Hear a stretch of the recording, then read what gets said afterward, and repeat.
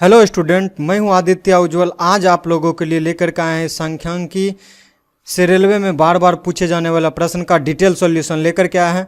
ये भाग 3 है। भाग 1 और 2 का वीडियो मेरे चैनल पे आ चुका है, उसका लिंक डिस्क्रिप्शन में डाल दिए हैं और आई बटन में भी डाल दिए हैं, तो वहाँ से जाकर के आप बहुत सारा कॉन्सेप्ट सांख्यिकी का क्लियर कर सकते हैं।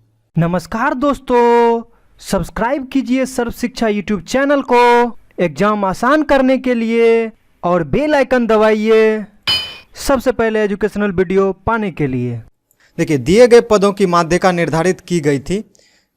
ठीक है, ये अवलोकन दिया हुआ है, इसकी माध्यिका निर्धारित की गई थी। बाद में यह पाया गया कि 29 की जगह 17 लिखा गया था। अब परिवर्तित माध्यिका कितनी होगी? यहाँ जो 17 लिखा हुआ है वहाँ 29 होना चाहिए था, लेकिन 17 लिखा करके उसका माध्यिका निकाल लिया गया है, पहले से दी गई। तो आप बोल रहा है कि अगर वहाँ पे 29 होता यहाँ पे, तब माध्यिका कितनी होती, वो निकालने के लिए बोला जा रहा है। सबसे पहले दी गई संख्या है उसको हम लोग आरोही क्रम में व्यवस्थित कर लेंगे। तो इसको आरोही क्रम में व्यवस्थित कर ले। सबसे छोटा 12 है और सबसे बड़ा 43 है। ये आरोही क्रम में व्यवस्थित कर लिए। अब क्वेश्चन के अनुसार चलेंगे कि 29 के जगह क्या लिखा गया? 17। 17 नहीं होना चाहिए था, 29 होना चाहिए था। तो मीन्स 17 जहाँ पे है वहाँ पे 29 डाल के फिर से इसको आरोही क्रम में सजाना होगा। 12, 17 के जगह 29 डाल देंगे। 23, 25, 28, 32 और 43। ये जो निकाले हैं 29 डाल करके, इसको फिर से हम लोग आरोही क्रम में सजाएंगे। तो इसमें सबसे छोटा हो जाएगा 12। 12 के बाद देखिए यहाँ 17 था तो ये 17 आ गया दूसरी पोजीशन पे, लेकिन यहाँ 29 है तो 29 से पहले आ जाएगा 23। 23 के बाद आ जाएगा 25। 25 के बाद आएगा 28। 28 के बाद 29 का नंबर आएगा। 28 से बड़ा है 29, तब 29 आएगा, तब 32 आएगा, तब 43 आएगा। अभी सब अवलोकनों का गिनती कर लेते हैं। 3, 3, 6, 1, 7। देखिए 7 अवलोकनों की संख्या को हम लोग n मानते हैं, तो n इजकल टू क्या हो जाएगा? 7। अब 7 क्या है? तो 7 है विषम संख्या, जिसको कि ऑड नंबर बोलते हैं। जब संख्या अवलोकनों की संख्या विषम हो तब माध्यिका निकालने का ये फॉर्मूला हम लोग यूज करते हैं। तो यहाँ से माध्यिका बराबर क्या हो जाएगा? n+1/2 वहाँ पद, ये जो होगा यही माध्यिका होगा। तो n का मान हम लोग को 7 पता है, प्लस 1/2, 8/2 बराबर 4। मीन्स चौथा पद जो है वो माध्यिका होगी। तो यहाँ पे जो आरोही क्रम में सजाए हुए हैं, इसका चौथा पद कौन सा है? 3, 4। चौथा पद 28 है, तो 28 हमें आंसर प्राप्त हो गया। तो ऑप्शन नंबर डी इसका करेक्ट आंसर हो जाएगा। देखिए, परिवर्तित माध्यिका 28 हो जाएगा। वो कह रहा है दिए गए अंक गणितीय श्रेणी का 125वां पद ज्ञात करें। जैसे मान लीजिए अंक गणितीय श्रेणी है, इस 5-5 बढ़ते जा रहा है, तो ये इसका पोजीशन क्या है? 1, 2, 3, 4। चौथा पोजीशन पे 20 है। इसी तरह 5, 6, 7, 8, 9, 10, 100, 110 पूछ रहा है कि 125वां पद, 125वां पद पूछ रहा है। तो ये हम लोग निकालते हैं। अंक गणितीय श्रेणी ये दिया हुआ है 5, 10, 15, 20। तो ये समांतर श्रेणी दिया हुआ है, समान अंतर है। जो अंतर 5 और 10 के बीच में है वही अंतर 10 और 15 के बीच में है, वही अंतर 15 और 20 के बीच में है। तो इसको क्या बोलते हैं?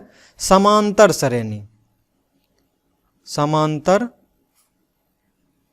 श्रेणी इसको बोलते हैं। तो समांतर श्रेणी में nवां पद, 125वां पद निकालना है, तो nवां पद को हम लोग tn से डिनोट करते हैं। इसका फॉर्मूला होता है a + n-1 × d। यहाँ पे a क्या होता है? a होता है प्रथम पद, प्रथम पद a होता है। तो a क्या है? प्रथम पद हमारे पास 5 है। d क्या होता है? सार व अंतर। तो इसका हर एक पद के बीच में अंतर देखिएगा तो 5-5 है, तो सार व अंतर क्या हो गया? 5। तो अब इसको पुट कर देंगे इस इक्वेशन में। n क्या है? 125वां पद निकालना है, t 125 निकाल लेंगे। a हमें पता है 5, प्लस n कितना पता है? n है 125, माइनस 1 गुने d कितना है? सार्वांतर 5। अब इसी को सॉल्व कर लेंगे। टी 125 बराबर हो जाएगा 5 घटाएंगे तो 124 आएगा, गुने 5 आएगा। यहाँ पे भी छोटी छोटी मिस्टेक के कारण आपका आंसर गलत हो सकता है। देखिए 5 जोड़ 124 है प्लस गुने 5 है, तो यहाँ पे स्टूडेंट 124 प्लस 5 129 करके निकाल लेता है। देखिए दोनों तरह से करके गलती यही करता है स्टूडेंट और आंसर गलत हो जाता है। बाद में पता चलता है कि हम तो एग्जाम में करके आए हैं फिर भी मार्क्स नहीं आया। तो देखिए गलती कहाँ होती है, 124 प्लस 5 करते तो 129 आता है, 129 गुने 5 करेंगे तो क्या आएगा, 9 × 45 के 5, बाकी 4, 5 दूना 10, 4 14 4, बाकी 1, 5 का 5 1 6, 645 आया। ठीक है, 645 आया। ये गलत मेथड था, ये जो किए थे गलत मेथड था। अब इसमें भी ये छोटा सा पद है, बहुत बड़ा जब गुना भाग का पद आता है 5 गुने 2 गुना 4 भागा 6 इस तरह से आता है, तब आदमी के माइंड में आता है कि हम बोडमास लगाएं। लेकिन ये छोटा सा भी है तो इसमें भी बोडमास लगाएंगे। तो पहले क्या होगा, गुना की क्रिया होगी, 124 गुना 5 पहले करेंगे तो ये हो जाएगा 5 प्लस 124 गुने 5 कर देंगे तो ये आ जाएगा 620। 620 में 5 जोड़ देंगे तो 625। देखिए ऑप्शन नंबर सी इसका करेक्ट आंसर हो जाएगा। बहुत बार क्या करता है एग्जामिनर, प्रश्न सेट करने वाला, वो क्या करता है, आप जहां गलती करेंगे उससे जो आंसर आएगा वो भी ऑप्शन में दे करके रखा रहता है। यहाँ तो नहीं दिया हुआ लेकिन बहुत बार ऐसा होता है। तो इसीलिए छोटी छोटी गलती को आप लोग ध्यान में रखिए जिससे आपका मार्क्स इम्प्रूव करे, एग्जाम अच्छा हो आपका। देखिए अगला क्वेश्चन है, इसमें समांतर माध्य निकालने बोल रहा है। पीछे निकाले समांतर श्रेणी, यहाँ समांतर माध्य निकालने बोला जा रहा है। वर्ग अंतराल यहाँ पे दिया हुआ है, 0 से 4, 4 से 8, 8 से 12, 12 से 16, इसका आवृत्ति दिया हुआ है, फ्रीक्वेंसी। तो इसको सॉल्व कैसे करते हैं देखिए आप लोग। ये प्रश्न में आपको दिया हुआ नहीं रहेगा, ये आपको खुद निकालना पड़ेगा, ये टेबल खुद से बनाना होगा। ठीक है, प्रश्न में इतना ही दिया हुआ रहेगा। तो वर्ग अंतराल हमारे पास दिया हुआ है और आवृत्ति दिया हुआ है। ठीक है, तो मध्यमान, समांतर माध्य, माध्य मतलब क्या होता है, बीच का मान। तो वर्ग अंतराल का बीच का मान क्या हो जाएगा, 0 और 4 को, देखिए 0 और 4 को जोड़ के 2 से भाग दे देंगे तो क्या आ जाएगा, 2। तो यही मध्यमान हो गया। उसी तरह 8 प्लस 4 12, 12 में 2 से भाग देंगे 6 आ जाएगा। तो ये मध्यमान x निकाले हैं इसी तरह। ठीक है, 12 8 20 कीजिएगा तो ये 10 आ जाएगा, ये 14 आ जाएगा इसी तरह। तो x कैसे निकला, वर्ग अंतराल को जोड़ करके भाग दे दिए। ठीक है, तो यहाँ से x निकला। अब फ्रीक्वेंसी, फ्रीक्वेंसी तो हमारे पास दिया हुआ है f। ठीक है, यहाँ पे x निकाले और फ्रीक्वेंसी है तो इसको मल्टीप्लाई कर दिए, इसका हमको आगे जरूरत पड़ेगा। अवलोकन कितना हो जाएगा n, तो यहाँ से हो जाएगा सिग्मा इंटू एफ। फ्रीक्वेंसी जितना है वही अवलोकन हो जाएगा, उसको जोड़ देंगे तो सिग्मा, समेशन का अर्थ हो गया जोड़ना, एफ फ्रीक्वेंसी, इसको जोड़ देंगे तो क्या हो जाएगा, 8 4 12, 12 3 15, एन हम लोगों को पता चल गया 15। अब सिग्मा एफ एक्स निकाल लेते हैं। सिग्मा एफ एक्स मीन्स ये सभी टर्म को जोड़ेंगे तो आप 8 8 16, 16 4 20, सुनना, बाकी 2 3 2 5 4 9, 90 आ जाएगा। ठीक है, सिग्मा एफ एक्स क्या आ जाएगा, 90। तो समांतर माध्य का एक फॉर्मूला होता है, आप लोग नोट कर लीजिए इसको।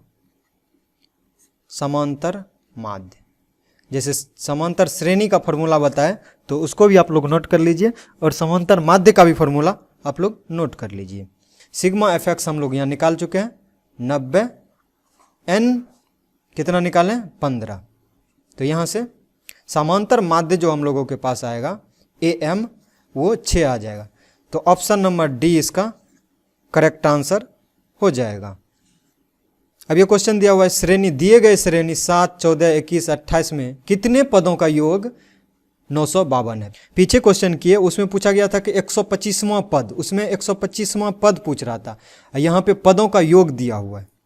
समांतर श्रेणी हमारे पास दिया हुआ। समांतर श्रेणी कैसे चेक करेंगे कि जब दो पदों के बीच का अंतर समान हो तो वो समांतर श्रेणी होगा, स्वाभाविक बात है। दो पदों के बीच का अंतर देखिए यहाँ 7 है, यहाँ भी 7 है, यहाँ भी 7 है।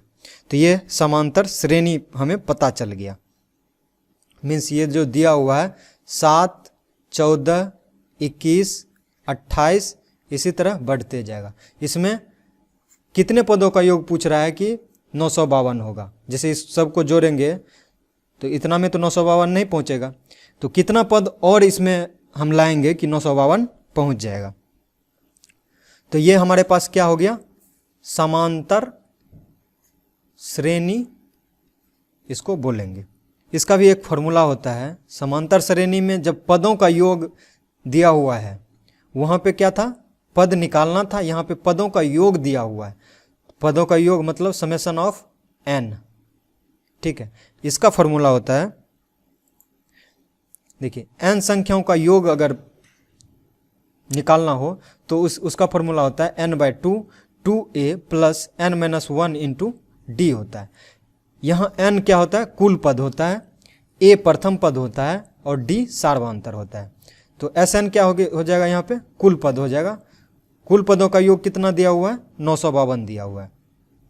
तो ये फॉर्मूला लिख लेंगे n/2 2a plus n-1 into D. अब इसमें मान रख देंगे, कुल पदों का योग 952 दिया हुआ है, तो ये 952 लिख देंगे यहाँ पे। n हमको निकालना ही है, n वही कितना पद जोड़ेंगे तो 952 आएगा, तो ये निकालना ही है। 2a सार्वधातुक क्या हो गया, a यहाँ पे क्या हो जाएगा, प्रथम पद 7, तो 2 गुने 7 कर देंगे प्लस n तो निकालना ही है पद, सार्वधातुक d 14 में 7 घटाएंगे या फिर 21, कोई भी दो पद के बीच का अंतर आपको निकालना होगा। तो वो हो जाएगा 14 में से 7 पहला ही घटा लीजिए, 14 में से 7 घटाएंगे तो 7 आ जाएगा। तो सार्वधातुक हमारे पास 7 आ गया। अब इसको सॉल्व करेंगे, ये 2 देखिए इधर चला जाएगा तो ये गुना हो जाएगा। ये 952 गुने 2, ये 2 इधर चला गया, तो अब बचा क्या यहाँ पे, n इंटू 7 दूने ये 14 हो जाएगा, प्लस ये गुना कर देंगे तो 7n - 7 हो जाएगा। अब इसको और हल करेंगे, 952 गुने 2 करेंगे तो आ जाएगा 2 दूने 4, 5 दूने 10, 9 दूना 18, 1 19, तो ये आ जाएगा 1904 बराबर n को इससे गुना कर देंगे, तो ये क्या आ जाएगा 14n plus 7n square minus 7n, ये 7n आएगा। 7n है, ये 14n है, तो घट जाएगा तो 7n बचेगा। अब क्या करेंगे, 1904 को इस साइड ले जाएंगे तो माइनस हो जाएगा, तो यहाँ से लिखते हैं 7n स्क्वायर से, 7n स्क्वायर 14 में 60 घटाए 7 हो गया, तो बचा 7n, ये 7 है, यहाँ पे 7n है, 7n स्क्वायर 14 में 7 घटाए 7n आ गया, इसको भी इस साइड लाएंगे तो माइनस हो जाएगा, तो ये हो जाएगा 1904 बराबर क्या हो जाएगा, इस साइड कुछ नहीं है तो 0 बचेगा। अब ये क्वाड्रेटिक इक्वेशन आ गया, इसको सॉल्व करना होगा। उससे पहले एक टर्म और थोड़ा सा और इसको इजी बना लेते हैं। देखिए 7 है, 7 है, 7 है, सब में 7 से भाग दे देते हैं, तो यहाँ 7 से भाग देंगे तो बचेगा क्या, n स्क्वायर, इसमें 7 से भाग देंगे तो क्या बचेगा n, और इसमें 7 से भाग देंगे तो बच जाएगा 7 दूने 14, 5 7 49, फिर 7 दूने 14। फाइनल इक्वेशन ये है, इसको सॉल्व करना है। तो इसको सॉल्व करने का ये ट्रिक है कि अगर आपके पास ये 272 दिया हुआ है लास्ट में, तो इसको इस तरह से, इसका इस तरह का गुणनखंड निकालेंगे कि जोड़ घटा करके हमको यहाँ 1 आना चाहिए, n है तो मतलब 1 आना चाहिए, तो इस तरह का गुणनखंड हमको सोचना पड़ेगा 272 का। तो यहाँ पे क्या हो जाएगा, देखिए क्या है, n स्क्वायर क्या करेंगे यहाँ पे प्लस 17n माइनस 16n करेंगे और माइनस 272 कर देंगे बराबर 0। ये सॉल्यूशन आप लोग को आना चाहिए, फिर भी हम डिटेल में समझा रहे हैं, ठीक है। सॉल्यूशन करना हम कॉन्सेप्ट समझाते हैं, लेकिन डिटेल में सॉल्यूशन भी समझा रहे हैं। ये 272 आ गया, 16 और 17 को देखिए गुना करके तो आपको 272 आ जाएगा, ठीक। तो यहाँ से देखिए n स्क्वायर है, यहाँ n है, तो इसमें n कॉमन ले लेंगे, तो n कॉमन लेंगे तो यहाँ से आ जाएगा n प्लस 17 आ जाएगा। देखिए यहाँ पे क्या है, माइनस है, यहाँ भी माइनस है, तो माइनस यहाँ इस बार यहाँ पे 16 कॉमन ले लेंगे। इसमें तो यहाँ पर इस वाले टर्म में n नहीं है, इसलिए n कॉमन नहीं लेंगे। इस बार -16 कॉमन लेंगे, तो यहाँ -16 कॉमन ले लिए तो क्या बचा n। अब 16 कॉमन लिए तो 16 से इसमें भाग देंगे तो यहाँ पे क्या बचेगा, माइनस भी कॉमन ले लिए तो यहाँ प्लस बचेगा, यहाँ पे बचेगा 17। 272 में जब आप 16 से भाग दीजिएगा तो 17 बचेगा, इधर बराबर 0 हो जाएगा। अब देखिए फिर n+17 यहाँ भी है, n+17 यहाँ भी, ये दोनों भी कॉमन हो जाएगा n+17। तो बचेगा क्या, यहाँ पे n है, n ये -16 बचेगा। यही इसका सॉल्यूशन आएगा। और इसको थोड़ा सा और हल करेंगे। इतना गुने इतना दिया हुआ है, मान लीजिए x गुने अगर y दिया हुआ रहता, x बराबर भी 0 करना होता और y बराबर भी 0 करना होता, तो हमको मान निकलता है। यहाँ n का मान निकालना है, तो दोनों टर्म गुना में है, तो दोनों टर्म को बारी बारी से हम 0 के बराबर करेंगे, तो n का मान निकलेगा n+17 बराबर 0। तो यहाँ से क्या आ जाएगा, n बराबर -17। ठीक है, n का एक मान ये हुआ। दूसरा मान क्या हो जाएगा, सेकेंड मान क्या हो जाएगा, n-16। इसको भी जब इसको 0 के बराबर किए तो इसको भी 0 के बराबर करेंगे, तो n-16 बराबर 0। तो यहाँ से भी एक मान n का आएगा, n बराबर 16। तो हमें n का 2 मान निकला, n बराबर -17 और 16 निकला। देखिए -17 कभी पद नहीं हो सकता है, -17 पद का योग कभी 952 होगा क्या? कभी माइनस में पद का नाम सुने हैं कि -2 पद, -3 पद? इसीलिए यह 17 नहीं होगा, मतलब ऋणात्मक संख्या ये नहीं होगा। 16, तो यहाँ पे n बराबर 16 हो जाएगा। तो यही आपका आंसर हो जाएगा, ऑप्शन नंबर ए इसका करेक्ट आंसर हो जाएगा। अगर आप इसको वेरीफाई करना चाहते हैं, चेक करना चाहते हैं, तो इसी तरह ये कितना पद दिया हुआ है, 4 पद दिया हुआ है, 12 पद और आपको लिखना है, साथ साथ जोड़ करके लिख दीजिएगा और उसको जोड़ करके देखिएगा कि 952 आता है कि नहीं। ये आपका HW रहा, 16 पद जोड़ने के बाद 952 आता है कि नहीं। ठीक है, छोटा सा HW है, आप लोग कमेंट कीजिएगा इसको। दिए गए अवलोकन 10, 12, 5, 1, 3, 7, 3, 17, 19, 2 का रेंज निकालने बोला जा रहा है। रेंज का हम लोग थ्योरी वाला पार्ट पढ़ चुके हैं, इस बार प्रैक्टिकल की बारी है। रेंज निकालना है, बहुत आसान है। अवलोकन दिया हुआ हो तो उसको सबसे पहले हम लोग आरोही क्रम में सजा लेते हैं। अगर एग्जाम में कम टाइम रहे तो आप रेंज निकालने के लिए इसमें से भी जो सबसे बड़ी संख्या है उसको लिख लीजिए। सबसे बड़ी संख्या मान लीजिए कि यहाँ पे 21 है सबसे बड़ी संख्या, और सबसे छोटी संख्या 1 है, तो सबसे बड़ी संख्या में से छोटी संख्या घटाएंगे तो ये रेंज 20 निकल जाएगा सब्जेक्टिव पेपर का। तो आपको इस तरह से दर्शाना होगा, जैसे 10th में 11th में पूछे रेंज निकालने के लिए, तो इस तरह से आपको दर्शाना होगा, लिखना पड़ेगा, तो आपको मार्क्स मिलेगा। दी हुई संख्या को आरोही क्रम में व्यवस्थित करने पे, आरोही क्रम में व्यवस्थित कर लिए। आरोही क्रम असेंडिंग ऑर्डर, बढ़ते हुए क्रम में इसको व्यवस्थित कर लिए। सबसे छोटी संख्या 1 है, 2 है, 3 है, 5 है, तो सबसे बड़ी संख्या 21 है। तब रेंज निकालने का क्या फॉर्मूला है, न्यूनतम अंक मीन्स सबसे छोटी संख्या क्या हो जाएगा, लोएस्ट नंबर सबसे छोटी संख्या 1 हो जाएगा, और बिगेस्ट नंबर सबसे बड़ी संख्या 21 आ जाएगा। तो रेंज का यही फॉर्मूला है रेंज निकालने का। ऊपरी सीमा, इसका फॉर्मूला पीछे पार्ट 1 में बताए हुए हैं, तो आप लोग पार्ट 1 जरूर देखिए, उसमें सभी फॉर्मूला के बारे में डिस्कस किए हैं। तो रेंज का फॉर्मूला होता है ऊपरी सीमा माइनस निम्न सीमा। तो ऊपरी सीमा मीन्स बिगेस्ट नंबर, इसमें क्या है, सबसे ऊपरी सीमा देखिए 21 है, तो 21 लिख देंगे। सबसे निम्न सीमा, सबसे छोटी संख्या यहाँ पे क्या हो जाएगा 1, तो यहाँ से आ जाएगा 20। रेंज क्या आ गया 20। देखिए ऑप्शन नंबर सी इसका करेक्ट आंसर हो जाएगा।